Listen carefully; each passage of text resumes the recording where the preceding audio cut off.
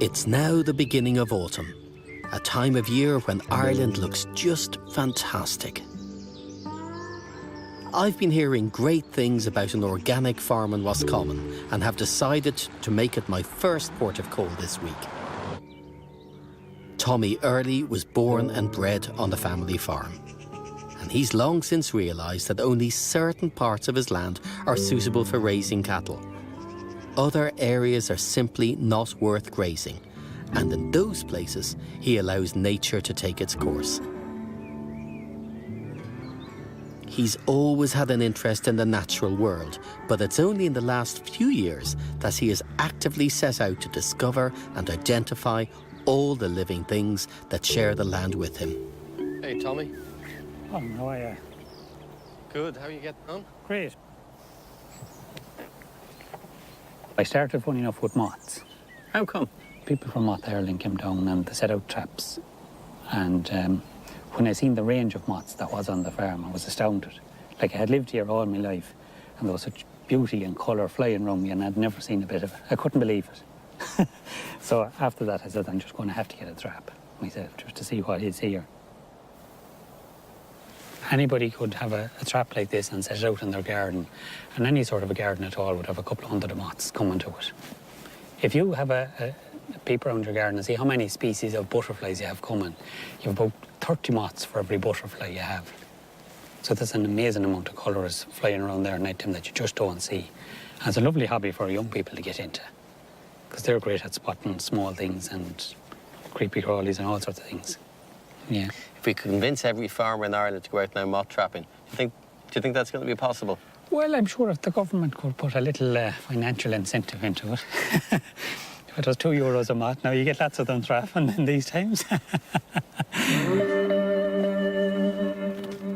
Now, the reason why Tommy has so many moths living here is that he's got a great variety of habitats on his land.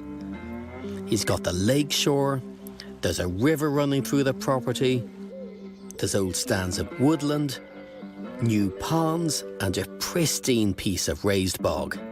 So I reckon he's got a lifetime of learning and discovery ahead of him.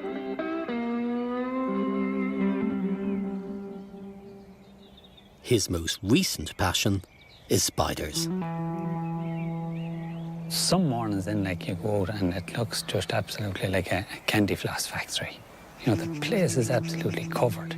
You know, you're afraid to brush against that because you'd hate to damage the web after them going to so much rounds making it.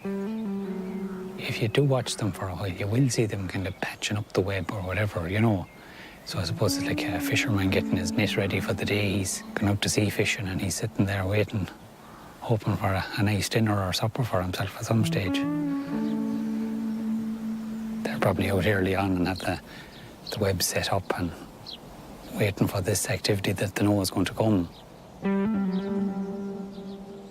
Most of these webs have been constructed by the female garden spider. And this one was built just this morning and will be consumed tonight. They build a new web every day, and this one's a work of art. As soon as things start to warm up, the insects come alive. Now it's only a matter of time. She quickly senses what direction the vibrations are coming from. Now she uses extra thick silk to quickly ensnare her victim. Now she's avoiding the main body of the dragonfly, and although it can't harm her, she often catches wasps and bees that could sting her, and so she treats all her prey as if they were dangerous.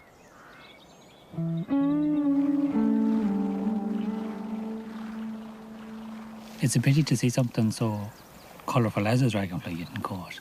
It could be 3 years old or so, that dragonfly. He could have lived underwater for 3 years. Wow. And then he looks perfect. He might have only come out of the water a few days ago. And But like that, it's a beautiful spider too, when you look at the spider. Something has to eat something. I can't help but feel sorry for it all the same, can you? No. It looks like she's leaving the scene of the crime for a while as her victim calms down. She'll return later and finish it off. And this poor creature is not going anywhere. This is turning out to be a bad morning for dragonflies. Another web, another victim. Now that's the bite. That looks like it's the bite. She's injected the venom or poison or whatever into him with that. That's what it looks like now, yeah. You see the dragonflies calm down at this stage. So she feels safe to sort of get on top of it. But once she's bitten it now, that's sort of the end of that. And she can just finally package him up. Just making a sandwich of him. That's the end of him. No, it's a whole new world.